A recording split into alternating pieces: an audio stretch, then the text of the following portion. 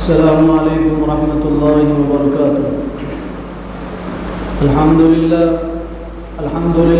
نحمده ونستعینه ونستغفره ونؤمن به ونتوکل علیہ ونعوذ باللہ من شرور انفسنا ومن سیئات اعمالنا من يهده الله فلا مضل له ومن يضلله فلا هادي له ونشهد ان لا اله الا الله وحده لا شريك له ونشهد أن سيدنا وسندنا وحبيبنا وكريمنا وشفيعنا ومولانا محمدا عبده ورسوله صلى الله على النبي وعلى آله وأصحابه وأتباعه وأزواجه وذرياته أجمعين فأعوذ بالله من الشيطان الرجيم بسم الله الرحمن الرحيم إن الدين عند الله الإسلام وقال النبي صلى الله عليه وسلم كلكم راع وكلكم مسؤول عن رعيته او كما قال عليه الصلاة والسلام۔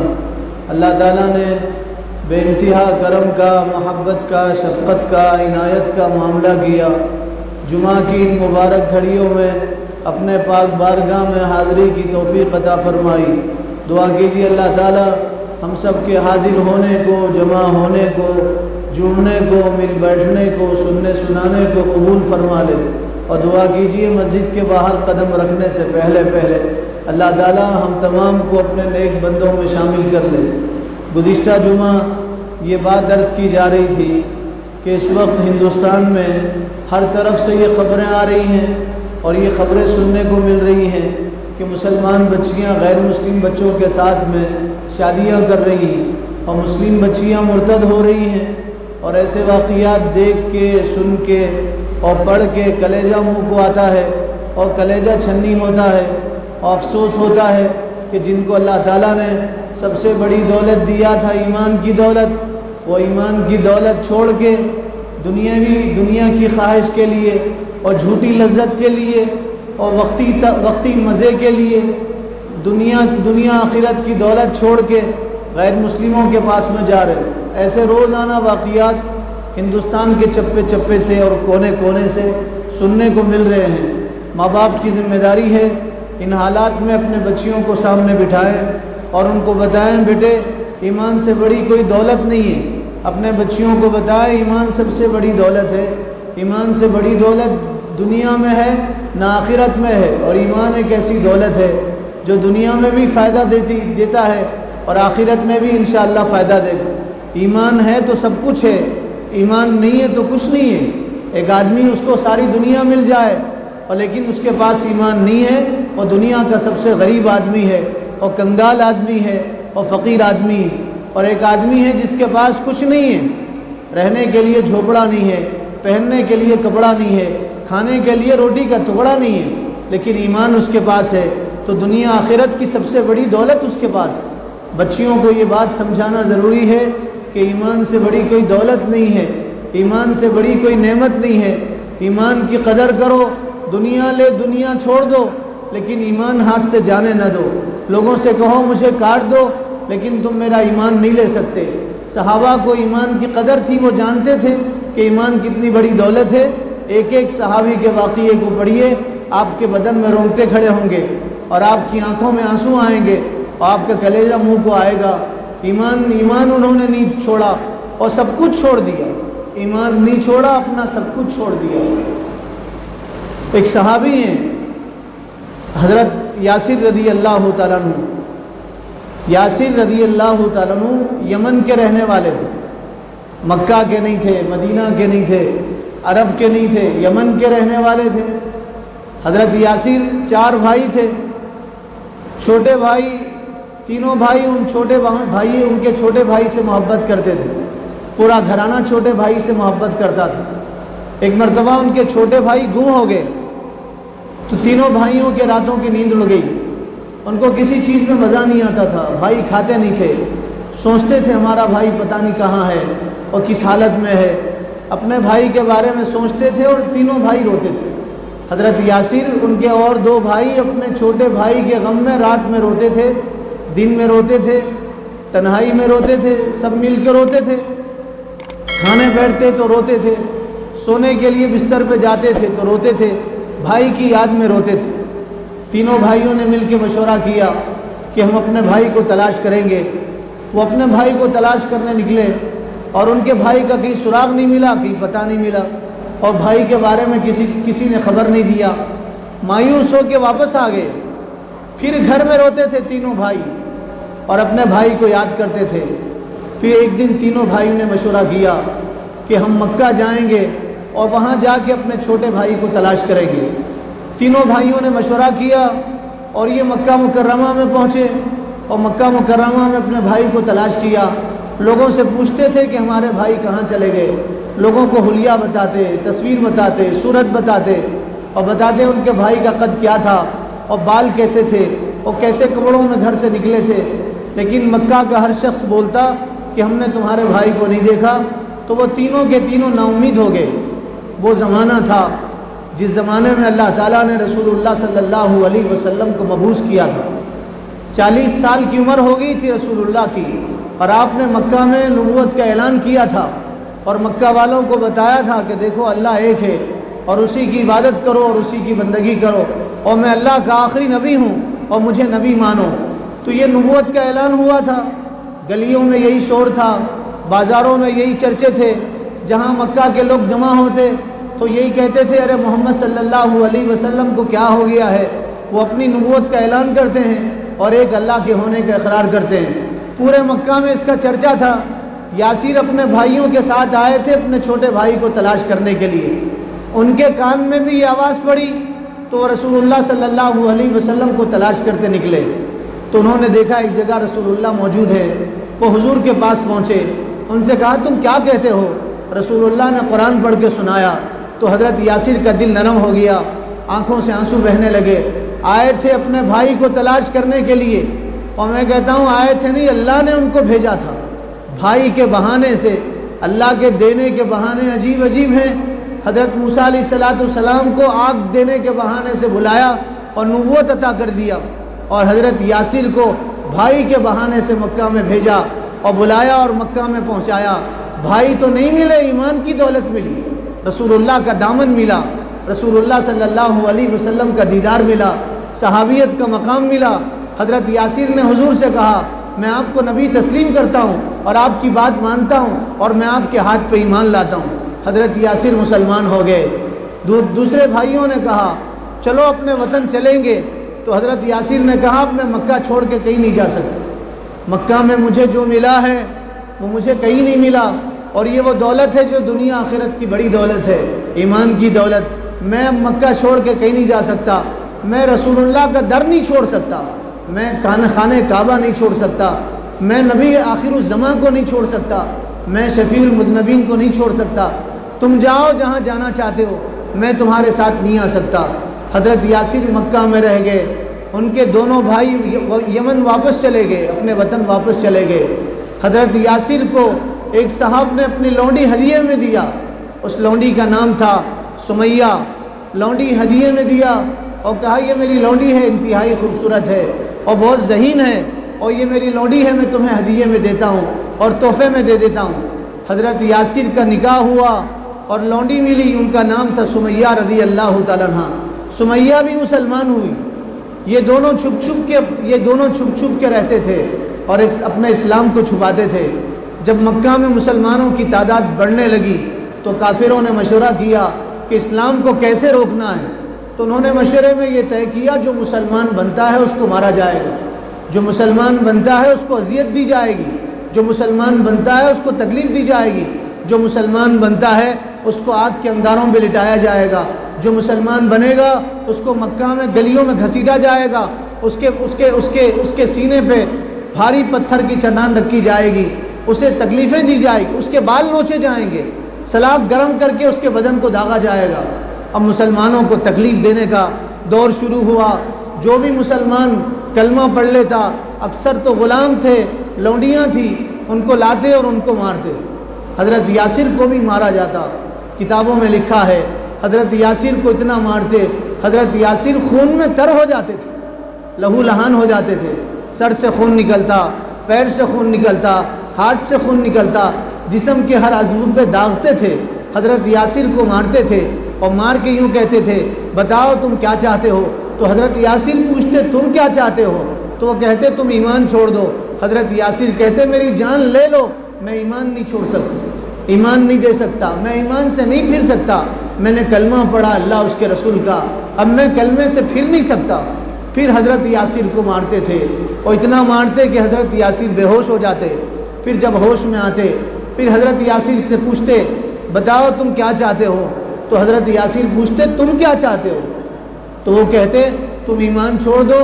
حضرت یاسر کہتے میں ایمان نہیں چھوڑ سکتا، میں ایمان سے نہیں پھر سکتا، میں اپنا ایمان کا سودا نہیں کر سکتا۔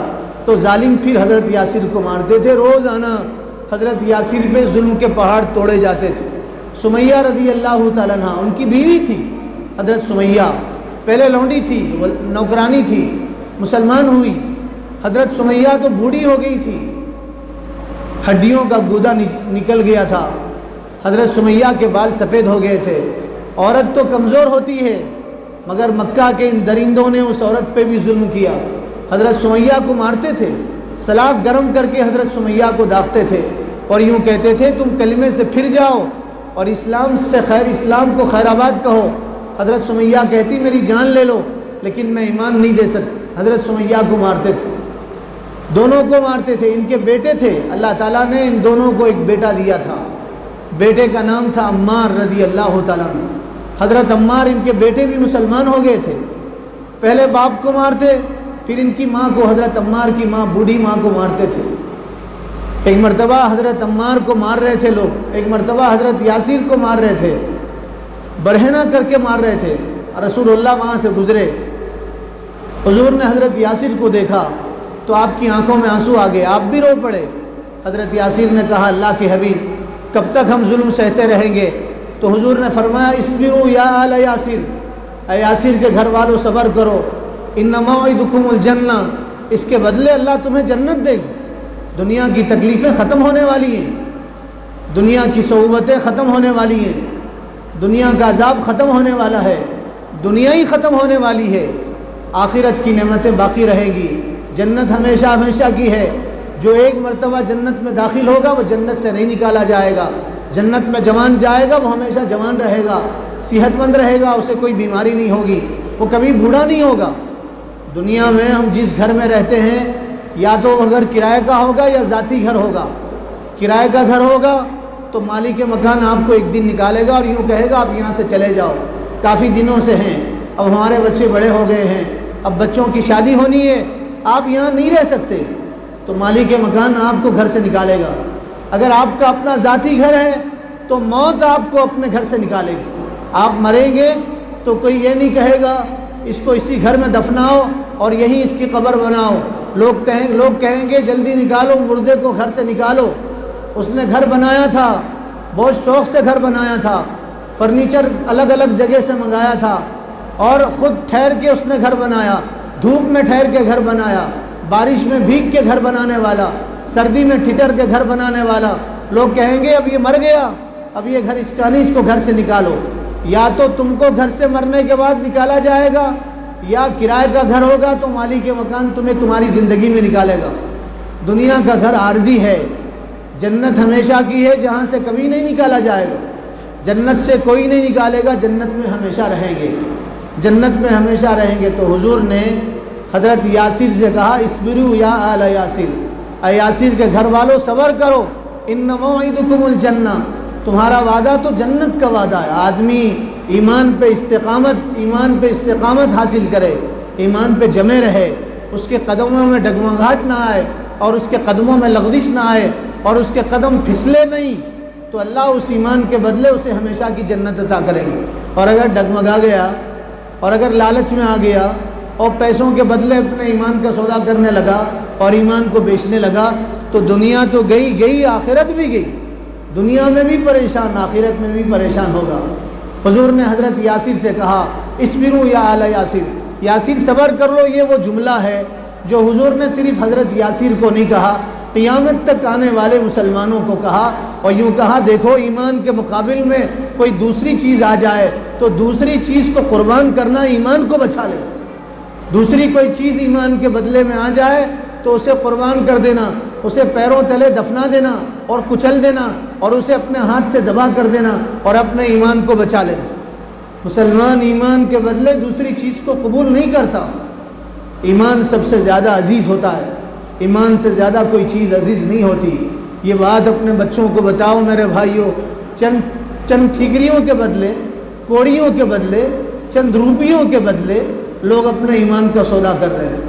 ایک بچہ نظر آیا حسین و جمیل، اس سے چند دن کی آشنائی ہو گئی، ملاقات ہو گئی، تو تھوڑے دن کی ملاقات کے بدلے اپنے ایمان کو بیچ رہے ہیں، گھر کو خیر آباد کر رہے ہیں، ماں باپ کو ٹھکرا رہے ہیں۔ وہ ماں جس نے 9 مہینے پیٹ میں رکھا، وہ ماں جو راتوں میں جاگتی رہی، وہ ماں جس نے جان ہتھیلی پہ رکھ کے جنم دیا، وہ ماں جس نے خون کو دودھ بنا کے پلایا، اس ماں کو ٹھکرا کے، وہ باپ جس نے اپنی زندگی کی خواہشوں کو قربان کیا اور تمہاری خواہشوں کو پورا کیا، اس باپ کا دل دکھا کے جا رہے، اپنی قوم کو رسوا کر کے جا رہے، مسلم قوم کو بے عزت کر کے جا رہے، مسلم قوم کو بے عزت کر کے جا رہے۔ ایک زمانہ وہ تھا ایک بچی غیر مسلم ہو جاتی تھی اور ایک بچی غیر مسلم بچے کے ساتھ شادی کر کے چلی جاتی تھی تو پورا مسلم معاشرہ حرکت میں آ جاتا تھا، راتوں کی نیند اڑتی تھی، مسلم معاشرے کو کسی چیز میں مزہ نہیں آتا تھا۔ علامہ شبلی نعمانی ہندوستان کے بہت بڑے بزرگ گزرے ہیں، ایک واقعہ انہوں نے سنا ہندوستان میں، ایک واقعہ آزادی کے پہل سالوں میں ایک واقعہ ہوا، ایک مسلم بچی غیر مسلم بچے کے ساتھ میں چلی گئی تو علامہ شبلی نعمانی کے راتوں کی نیند اڑ گئی، پریشان ہو گئے، رونے لگے کہ کیا زمانہ دیکھنے کو مل رہا ہے، کیسے واقعات سننے کو مل رہے ہیں۔ ایک بچی مسلم بچی غیر مسلم بچے کے ساتھ چلی گئی۔ اگر میرا اللہ مجھے کھڑا کر کے پوچھے شبلی نعمانی تم کیا کر رہے تھے، بچیاں مرتد ہو رہی تھی، تو بتاؤ میرے اللہ کو میں کیا جواب دوں گا؟ پھر کہا اگر رسول اللہ مجھ سے پوچھے میری ایک امتیہ اور ایک بچی میری وہ نان مسلم بن گئی تھی اور غیر مسلم کے ساتھ اس نے شادی رچایا تھا اور بھاگ کے چلی گئی تھی، تو میں اللہ کے رسول کو کیا جواب دوں گا؟ اور تقریر میں کہا دیکھو اگر مسلم بچی غیر مسلم بچی کے ساتھ چلی گئی تو یہ ندوہ کا جو مدرسہ ہے اس کو آگ لگا دو۔ ندوۃ العلماء ایک بڑا مدرسہ ہے لکھنؤ میں، فرمایا پھر اس مدرسے کی کوئی ضرورت نہیں، اسے آگ لگا دو۔ علی گڑھ مسلمانوں کی یونیورسٹی ہے، اس کی کوئی ضرورت نہیں، اگر ندوہ کے ہوتے ہوئے علی گڑھ کے ہوتے ہوئے مسلم بچیاں غیر مسلم بچوں کے ساتھ میں جا رہی ہیں تو ان کی کوئی ضرورت نہیں، ان کو آگ لگا دو۔ ایک مسلم بچی کا واقعہ سن کے وہ کہہ رہے ہیں پھر ان چیزوں کی ضرورت نہیں ہے، ان یونیورسٹیوں کی ضرورت نہیں ہے، مسلم کالجوں کی ضرورت نہیں ہے، مسلم ادارے کی ضرورت نہیں، ان کو آگ لگا دو۔ ان کے ہوتے ہوئے مسلم بچیاں مرتد کیسے ہو رہی ہیں؟ میں تو کہتا ہوں باپ مسلم ہے، نسلوں سے مسلم ہے، ماں مسلم ہے، گھرانہ پورا کا پورا مسلم ہے، اس کے باوجود بچی غیر کے ساتھ جا رہی ہے، تو یہ ماں باپ کے لیے لمحہ فکریہ ہے، ماں باپ کو تڑپا دینے والی چیز ہے۔ اور یہ نہ سمجھیں لکھنؤ کی بچی چلی گئی، یہ نہ سمجھیں یو پی کی بچی چلی گئی، یہ نہ کہیں حیدرآباد کی بچی چلی گئی، کوئی بھی مسلم بچی وہ قوم کی مسلم بچی، وہ میری بہن ہے۔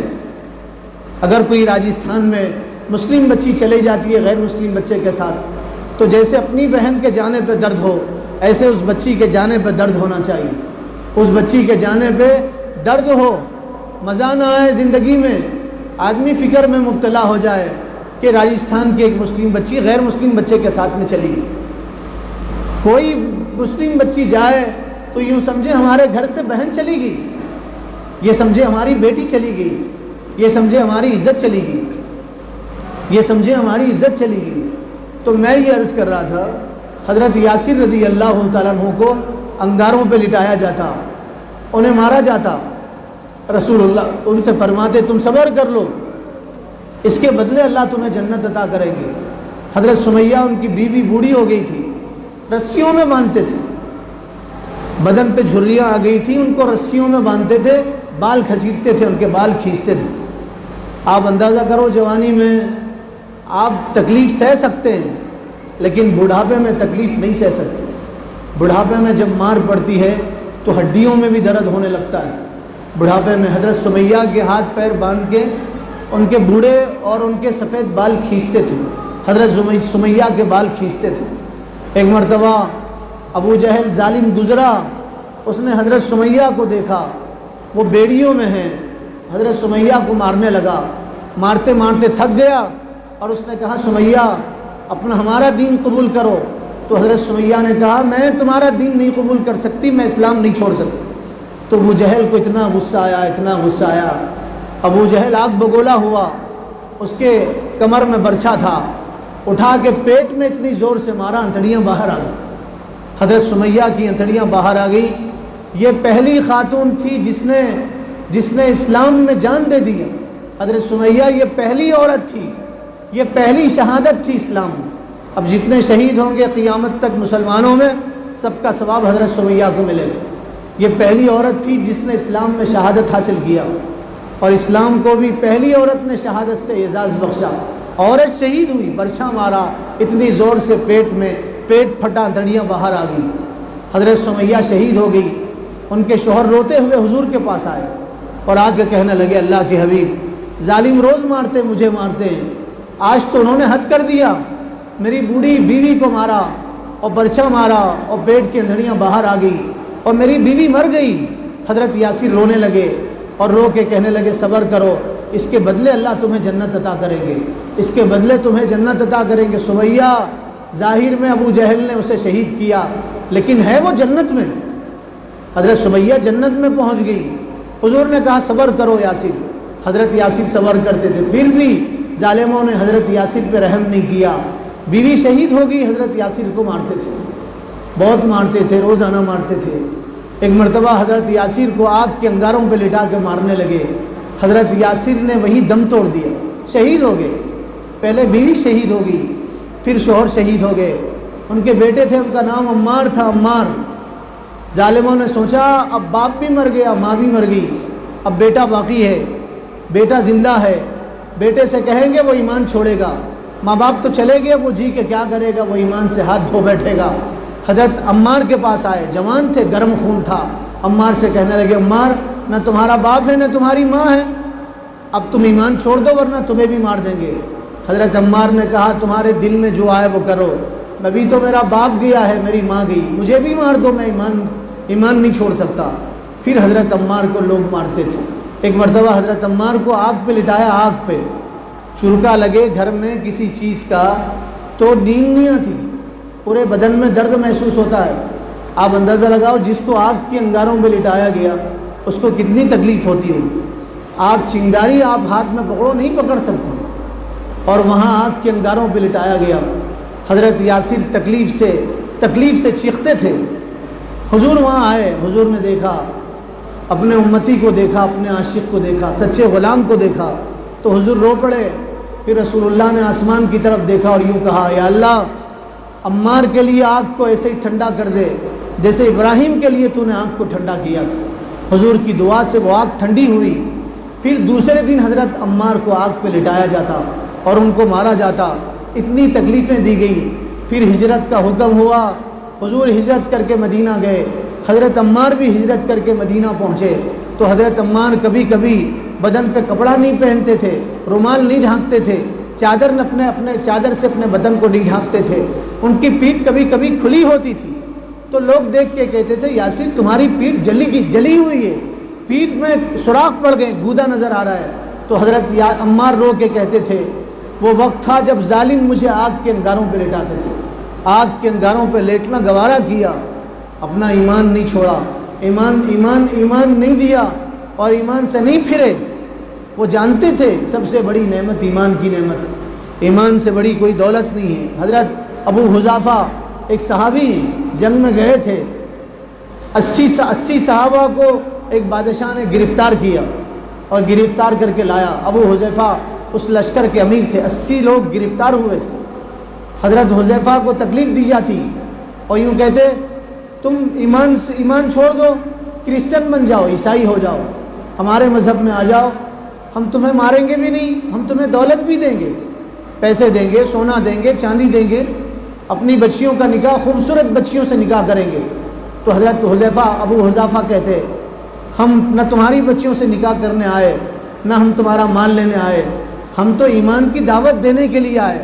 تو ظالم بادشاہ مارتا تھا، ان کے سامنے کتنے صحابہ کو گرم تیل میں ڈالا گیا، حضرت ابو حذیفہ سے کہا گیا دیکھو تم زندہ ہیں، تو ابو حذیفہ کہتے نہیں، تم مجھے بھی آگ میں ڈال دو لیکن میں اپنا ایمان نہیں چھوڑ سکتا۔ ابو حذیفہ کو آگ کے قریب لایا جاتا، پھر کہا جاتا دیکھو تمہاری جان بچ جائے گی اور 80 لوگوں کو بھی چھوڑ دیں گے، جو گرفتار ہوئے ان کو بھی چھوڑ دیں گے۔ ایک مرتبہ حضرت ابو حذیفہ کی آنکھ میں آنسو آئے تو بادشاہ یہ سمجھا ان کا دل نرم ہوا، بادشاہ نے بلایا، اچھا ہوا تمہارا دل نرم ہوا، اب تو ہمارے مذہب میں آؤ۔ تو ابو حذیفہ نے گھور کے دیکھا بادشاہ کو اور دیکھ کے کہا تو کیا سمجھتا ہے میں تیری تکلیف سے نرم ہو گیا؟ کہا نہیں، میرے جسم میں جتنے بال ہیں اگر میری اتنی جانیں ہوتی اور تو میری سب جانیں لے لیتا تو میں اپنی سب جانیں دینا گوارا کرتا، لیکن میں ایمان سے نہیں پھرتا اور میں کرسچن نہیں بن جاتا۔ حضرت ابو حذیفہ کو تکلیفیں دی گئی، بھوکا رکھا گیا ان کو، لیکن انہوں نے ایمان کا سودا نہیں کیا۔ وہ جانتے تھے میرے بھائیوں ایمان سے بڑی کوئی دولت نہیں۔ سمجھیں یہ بات، خود سمجھیں، اپنی اولاد کو، پیٹ کی اولاد کو سمجھائیں ایمان کتنی بڑی نعمت ہے۔ ایمان سمجھائیں، اپنی بیٹیوں کو سمجھائیں، بچیوں کو سمجھائیں۔ معاف کیجئے، جتنی نظر آپ محلے کی مسجد کے امام پہ رکھتے ہیں کاش اتنی نظر آپ اپنی بیٹیوں پہ رکھتے۔ جتنی نظر آپ محلے کے مسجد کے مؤذن پہ رکھتے کاش اتنی نظر آپ اپنی بیٹیوں پہ رکھتے تو آپ کی بیٹیاں ولیہ بن جاتی اور ایسے واقعات سننے کو نہیں ملتے تھے۔ ایمان سب سے بڑی نعمت ہے میرے بھائیوں، اپنے بچوں کے ایمان کی فکر کرو۔ مومن سب کچھ دے سکتا ہے، ایمان کا سودا نہیں کر سکتا۔ ایک بات سنا کے بعد ختم کر دوں، ہندوستان کا بادشاہ، مغل بادشاہ جہانگیر اس کا نام، آپ نے بھی سنا ہوگا اگر آپ تاریخ جانتے ہیں۔ جہانگیر بڑا بادشاہ تھا، جہانگیر بڑا بادشاہ تھا۔ نور جہاں اس کی بیوی تھی، ملکہ تھی، ملکہ اول نور جہاں۔ بادشاہ جب فیصلہ کرنے کے لیے عدالت میں بیٹھتا تھا تو نور جہاں اس کی بیوی ملکہ اس کے پیٹھ کے پیچھے ٹھہرتی تھی اور اپنا ہاتھ بادشاہ کے پیٹھ پہ رکھتی تھی۔ بادشاہ جب کوئی فیصلہ سناتا اور نور جہاں کو وہ فیصلہ غلط محسوس ہوتا تھا تو نور جہاں اپنا ہاتھ بادشاہ کی پیٹھ سے ہٹا لیتی تھی۔ بادشاہ سمجھ جاتا تھا میری محبوبہ کو اور میری معشوقہ کو اور میری بیوی کو اور نور جہاں کو اور ملکہ کو میرا فیصلہ منظور نہیں ہے، تو بادشاہ فیصلہ بدل دیتا تھا۔ بادشاہ فیصلے کرنے کے لیے بیٹھتا تھا اور ملکہ اپنا ہاتھ اس کی پیٹھ پہ رکھتی تھی، کندھے پہ ہاتھ رکھتی تھی۔ فیصلہ غلط ہوتا تو ہاتھ کھینچ لیتی تھی۔ بادشاہ سمجھتا تھا میری محبوبہ کو اور میری بیوی کو یہ فیصلہ منظور نہیں ہے، تو فیصلہ بدل دیتا تھا۔ ایک مرتبہ بادشاہ کی عدالت میں نور شمسی کو لایا گیا۔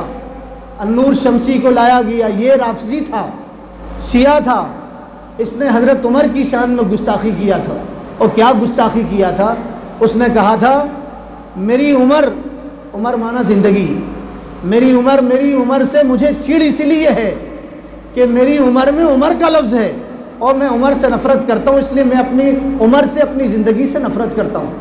سمجھے آپ بات؟ میری عمر مانا زندگی، میری عمر میں عمر کا لفظ ہے، میں عمر امیر المومنین عمر بن خطاب سے نفرت کرتا ہوں، اس لیے میں اپنی زندگی سے بھی نفرت کرتا ہوں۔ بادشاہ کو پتہ چلا اس نے حضرت عمر کی شان میں گستاخی کیا ہے، بھرے دربار میں اس کو لایا گیا۔ وہ ملکہ کا استاذ تھا، نور جہاں کا استاذ تھا، اس کو لایا گیا۔ بادشاہ نے گواہ طلب کیے، گواہ پیش کیے گئے، گواہوں نے گواہی دیا، جرم ثابت ہوا۔ بادشاہ نے کہا اس کا سر قلم کر دو۔ نور جہاں کا استاذ تھا، نور جہاں ملکہ نے اپنا ہاتھ ہٹا لیا بادشاہ کو یہ بتانے کے لیے اس کو سزا مت دو، یہ فیصلہ مجھے منظور نہیں۔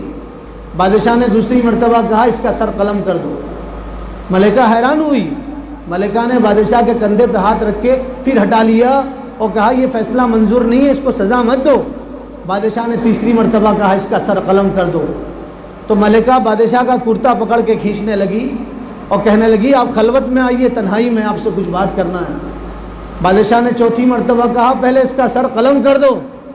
تو ملکہ بادشاہ کا کرتا پکڑ کے کھینچنے لگی تو بادشاہ نے بھرے دربار میں ملکہ کو اپنے سامنے کھڑا کیا اور کھڑا کر کے ایک جملہ کہا، یوں کہا جان من جان دیدم، فارسی کا لفظ ہے جان من جان دیدم ایمان نہ دیدم۔ جان من سنو، میں نے تمہیں اپنی جان دیا ہے، ایمان نہیں دیا ہے۔ میں تمہیں جان دے سکتا ہوں، ایمان نہیں دے سکتا۔ مسلمان سب کچھ دے سکتا ہے، ایمان نہیں دے سکتا۔ یہ بات اپنے بچیوں کو بتائیں، جو آگ لکھنؤ میں لگی ہے، جو آگ یو پی میں لگی ہے، جو آگ بھوپال میں لگی ہے، جو آگ تلنگانہ میں لگی ہے، وہ آگ بیدر میں بھی لگ سکتی ہے، وہ آگ آپ کے گھر تک آ سکتی ہے۔ ہوش کے ناخن لو، خواب غفلت سے جاگو، اپنے بچوں کے دین ایمان کی فکر کرو، دعا کیجیے اللہ عمل کی توفیق عطا فرما دے۔ آج بچیاں کیوں مرتد ہو رہی، اس کی وجہ کیا ہے، اگلی بات انشاءاللہ اگلی جمعہ میں عرض کی جائے گی۔ اللہ عمل کی توفیق عطا فرما دے۔